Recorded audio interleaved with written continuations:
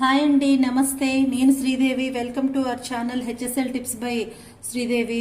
Friends, ఈరోజు మనం జలుబు, దగ్గు, ఫీవర్, గొంతు నొప్పి ఇలా ఏమున్నా సరే తక్షణ ఉపశమనం ఇచ్చే ఒక హోమ్ మేడ్ కషాయం రెసిపీని గురించి మనం తెలుసుకుందాం.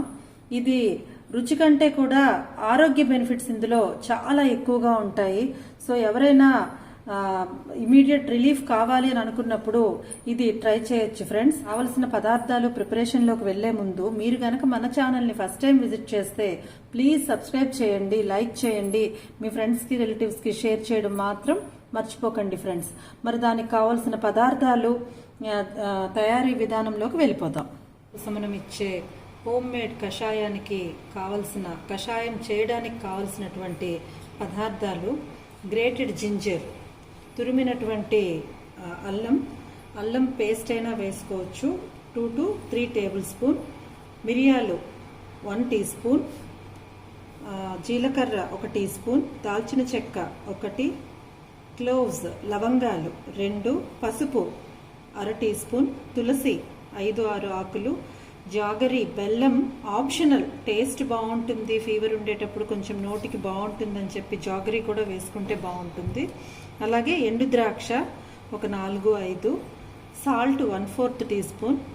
ఈ అన్ని ఇంగ్రీడియంట్స్ని మనం రెడీగా పెట్టుకొని కషాయం ప్రిపరేషన్లోకి వెళ్ళిపోదాం. కషాయానికి ముందు మనం ఇలా స్టవ్ పైన గిన్నె పెట్టుకొని 3 కప్పులతో వాటర్ని తీసుకోవాలి. దీన్ని బాగా ముందు బాయిల్ అవ్వనిద్దాం. చూడండి, ఇది బాగా బాయిల్ అవుతుంది.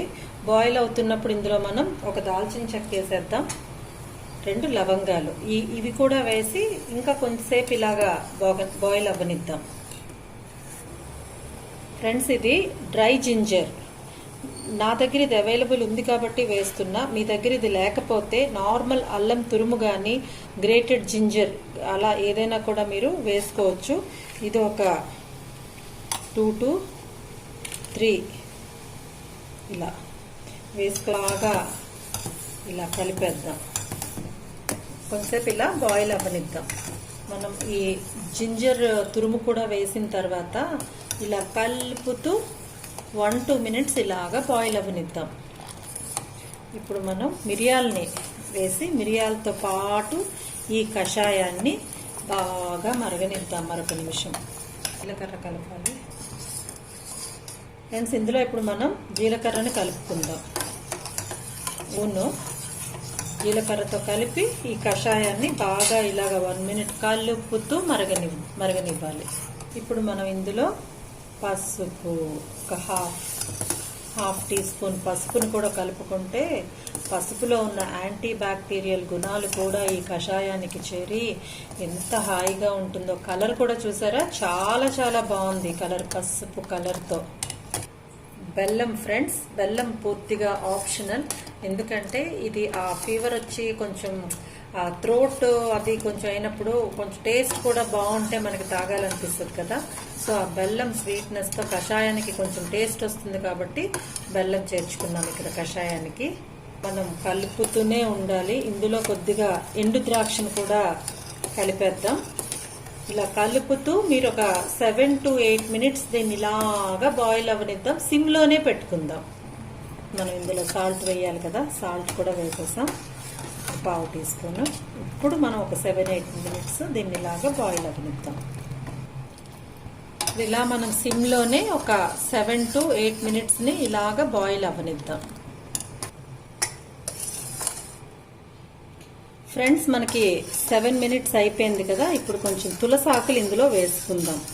తులసిలో గుణాలన్నీ కూడా మన కషాయానికి యాడ్ అవుతాయి.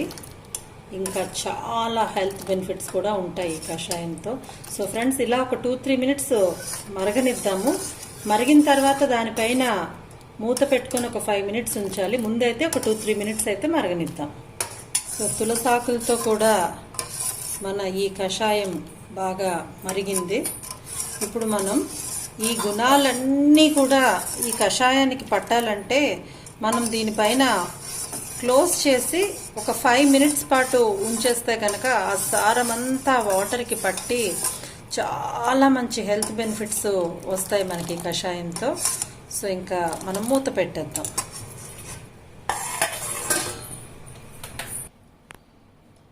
ఇది ఫ్రెండ్స్ ఇలా స్ట్రెయిన్ చేసేస్తే సో ఎన్నో హెల్త్ బెనిఫిట్స్ ఉన్నటువంటి ఈ కషాయాన్ని ఇమ్మీడియట్గా, ఎందుకంటే ఈ సమ్మర్ అయిపోయిన ఇమ్మీడియట్గా రానున్నది రైనీ సీజన్ కాబట్టి ఎవరికైనా జలుబు దగ్గు ఉన్నా ఇది ఒక న్యాచురల్ రెమెడీగా స్టార్ట్ చేసుకోవచ్చు. ఫ్రెండ్స్, నా ఈ వీడియో మీకు నచ్చింది అనుకుంటాను. నచ్చితే సబ్స్క్రైబ్ చేయండి, లైక్ చేయండి, షేర్ చేయండి.